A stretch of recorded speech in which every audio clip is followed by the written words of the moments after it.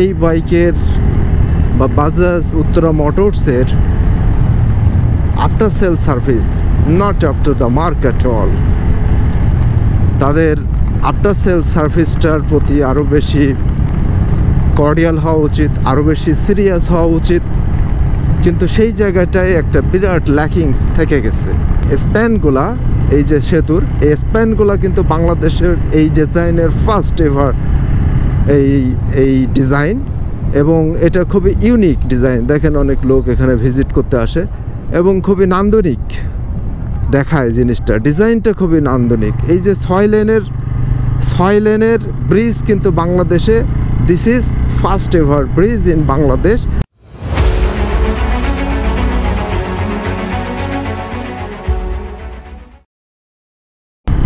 হে everyone, আসসালামু আলাইকুম।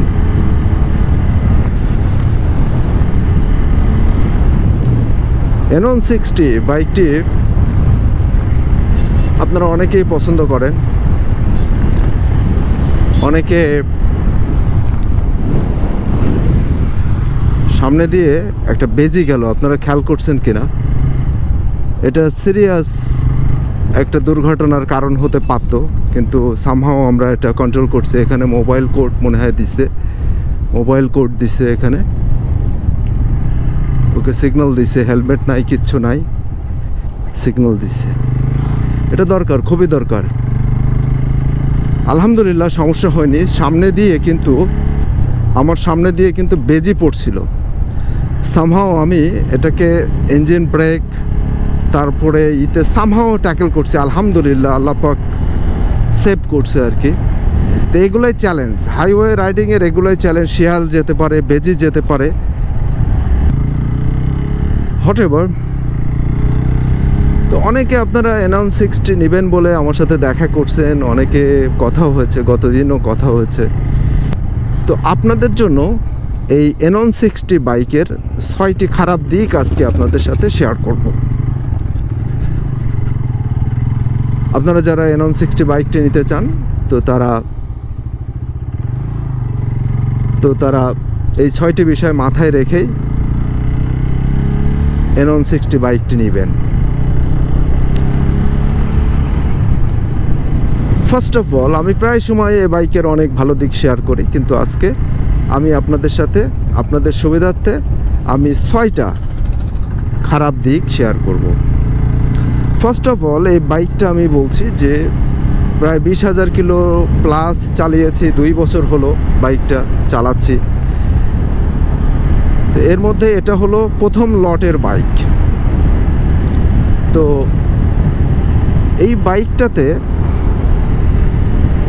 যে ট্যাঙ্ক আছে আপনারা দেখছেন, এই ট্যাঙ্কে কিন্তু ম্যাক্সিমাম, এই লটের ম্যাক্সিমাম বাইকে কিন্তু জং পড়ছে। তো এই বাইকটা অনেকের পছন্দের বাইক। তো এই জংটা আসলে যারা আমরা এই বাইকটা পছন্দ করি তাদের জন্য কিন্তু খুবই দুঃখজনক একটি বিষয়।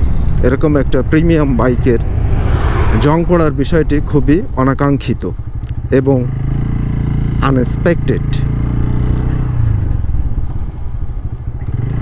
তো এটা 1 নম্বর খারাপ দিক। এটার বিষয়ে আমি বাজাজ কর্তৃপক্ষের সাথে কথা বলেছি। তারা যেটা বলল যে এই ট্যাঙ্কে যে র ম্যাটেরিয়ালস যেটা ছিল, যেটা দিয়ে এয়ার ফ্লো, এয়ার পাসিংয়ের যে বিষয়গুলো ছিল সেটা প্রপারলি ফাংশন না করার কারণে এমনটি হতে পারে। তারপরও তারা একটি হোপ দিয়েছে যে ভেরি রিসেন্ট তারা এটা নিয়ে কাজ করছে এবং তারা কিছু এই ট্যাঙ্ক নিয়ে আসবে। এরকম যাদের ইস্যু হয়েছে তাদের হয়তো একটা টোকেন মানি নিয়ে একটা রিজনেবল প্রাইসে এটা চেঞ্জ করে দেবে। নাম্বার 2 যেটি শেয়ার করতে চাই সেটি হলো এর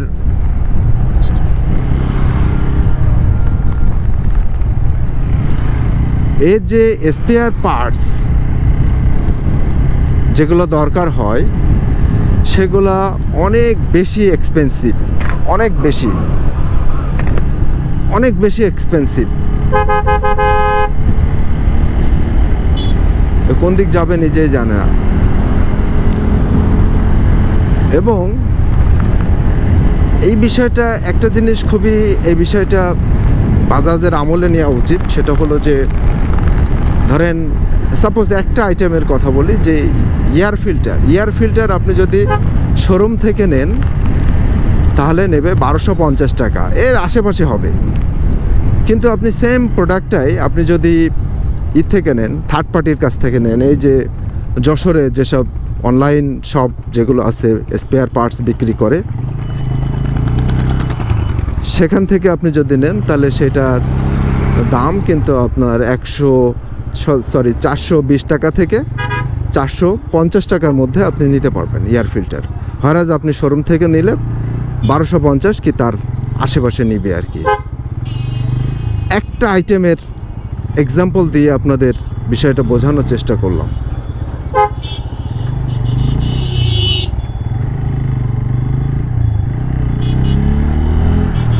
আর একটা বিষয় হলো 3 নাম্বার খারাপ দিক হলো এর টার্নিং রেডিয়েন্স। যেটা বলছিলাম, এরকম ঘোরাইতে টার্নিং রেডিয়েন্স অনেক বেশি, এটা ঘোরাইতে অনেক জায়গা লাগে। সেক্ষেত্রে সিটির মধ্যে যারা রাইড করবেন অনেক সময় ইউটার্ন নেওয়া লাগে।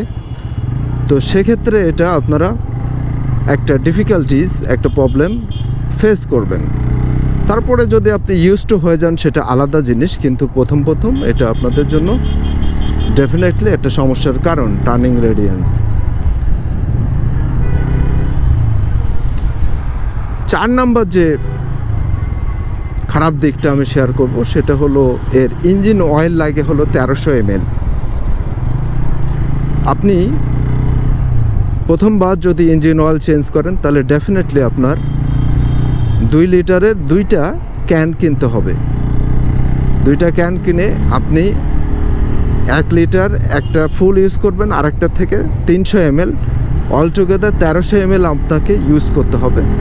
এবং সেই বাকি যে অয়েলটা থাকবে সেটা আপনি প্রিজার্ভ করে রাখলে হয়তো আরও 2-3 বার আপনি ইউজ করতে পারবেন। তারপরে কিন্তু আপনাকে আবার ওই 2টা ক্যান কিনতে হবে একসাথে।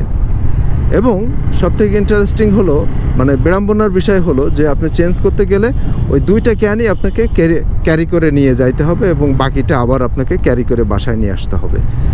এটা গেল 4 নম্বর খারাপ দিক। এর 5 নম্বর খারাপ দিক হলো, 5 নম্বর খারাপ দিক যেটা, সেটা হলো লুকিং গ্লাস। এই লুকিং গ্লাসটা একদম একেবারে অস্বাভাবিক একটা, মানে ডিজাইনের একটা লুকিং গ্লাস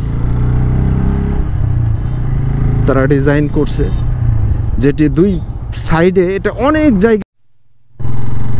তো সেই কারণে দেখা যায় যে আপনি যদি সিটিতে রাইড করেন তাহলে কোনো জিনিসের সাথে যে কোনো সময় আপনার ক্রাউডের মধ্যে আপনার 2 পাশে কিন্তু লেগে যাবে।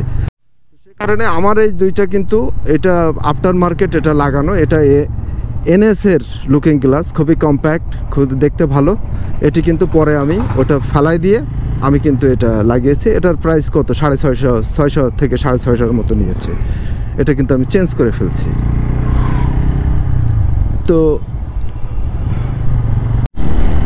এবং 6 নাম্বার খারাপ দিক যেটা বলবো, 6 নাম্বার এবং এটা লাস্ট খারাপ দিক, সেটা হলো এই বাইকের বা বাজাজ উত্তরা মোটরসের after sale service not up to the mark at all.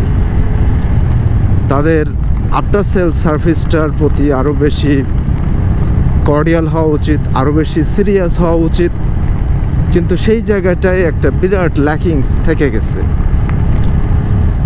তো বিশেষ করে N160 বাইকের অনেক সেন্সর আছে, অনেক টেকনিক্যাল বিষয় থেকে গেছে। তো যারা আমরা প্রথম লটে এই বাইকটা কিনেছিলাম, তো এইসব কারণে নানাভাবে আমরা সাফার করছি, কারণ তারা সার্ভিস ভালোভাবে দিতে পারে না, জিনিসগুলো ধরতে পারে না, ঠিকঠাক ডায়ালিসিস হয় না। এটা একটা সিরিয়াস কনসার্ন ছিল। আর আফটার সেল সার্ভিসের কথা যদি বলি, বাংলাদেশে 2-1টি সার্ভিস সেন্টার রয়েছে যেটা খুবই ভালো সার্ভিস হয়। তার মধ্যে আমি বলবো বাজাজ ফেয়ার আমাদের মোনাক ভাই মানে one of the best service provider of this bike in Dhaka city. তো আমরা এই যে কালনা সেতু চলে আসছি। কালনা সেতু এইটা দেখছেন যে 6 লেনের একটি সেতু, এটা বাংলাদেশে ফার্স্ট সেতু। এবং এই যে দেখেন লাইটগুলো জ্বলে, এটা কিন্তু এই যে সোলার, প্রত্যেকটা লাইটের সাথে কিন্তু সোলার প্যানেল দেওয়া আছে, সেটা দিয়ে অটো পাওয়ার জেনারেট করে।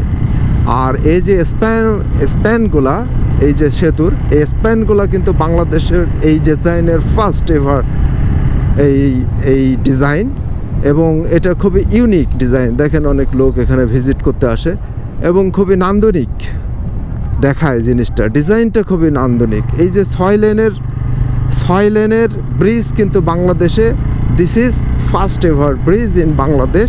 এটার কালনা কিন্তু এটা নাম, নদীটা হলো মধুমতি নদী, দ্যাটস ওয়াই নদীর সাথে সঙ্গতিপূর্ণ করে এই নামটা মধুমতি সেতু রাখছে। সামনে টোল প্লাজা, যেটা বলছিলাম যে 6 নম্বর যে বিষয় যেটা বলছিলাম যে আফটার সেল সার্ভিস, এই জায়গাটা আমি মনে করি উত্তরা মোটরসের খুব বেশি সিরিয়াস হওয়া উচিত। এবং অনেক বিষয় তারা কর্ডিয়ালি দেখছে, যে কারণ হলো এখানে সেলফ মোটর ইস্যু ছিল, তারপরে এছাড়াও এখানে যে ব্যাটারিটা দেয়া হয়েছিল বাইকের সাথে সেটার ইস্যু ছিল। তো সব মিলায়ে তারা কিছু সার্ভিস দিয়েছে, সেটা ভালো। কিন্তু বাংলাদেশের ঢাকার বাইরে যেসব সার্ভিস সেন্টারগুলো আছে তাদের service till now not up to the mark at all.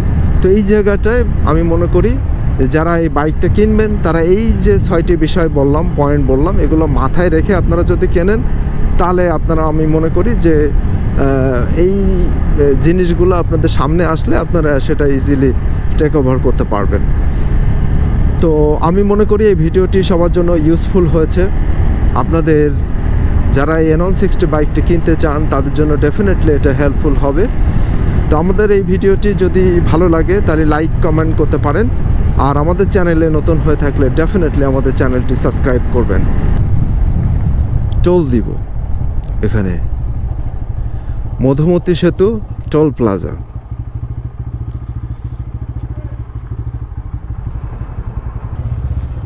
কত মামা?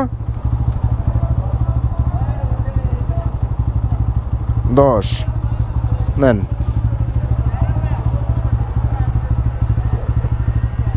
ঠিক আছে, থ্যাংক ইউ। 10 টাকা। এই যে মধুমতি সেতুর টোল নিল 10 টাকা। তো আমি মনে করি এই ভিডিওটি আপনাদের জন্য ইউজফুল হবে যারা নতুন এই বাইকটি নিতে চান।